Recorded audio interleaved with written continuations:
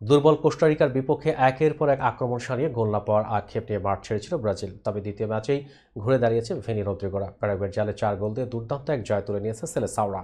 এই জয়ের কোয়ার্টার ফাইনালে দৌড়ে টিকে রইল তারা। শেষ ম্যাচে কলম্বিয়াকে হারাতে পারলেই গ্রুপ চ্যাম্পিয়ন হবে ব্রাজিল।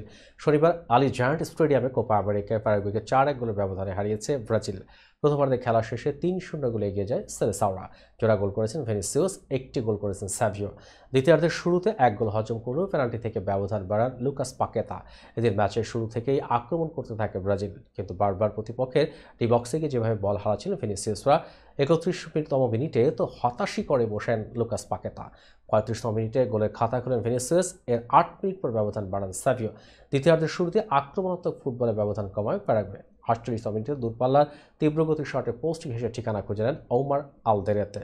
3 মিনিট পর ব্যবধান আরও কমানোর সুযোগ হাতছাড়া করেন জুলিও এনসিকো। খুব ভালো জায়গা থেকে শট লক্ষ্যে রাখতে পারেননি তিনি।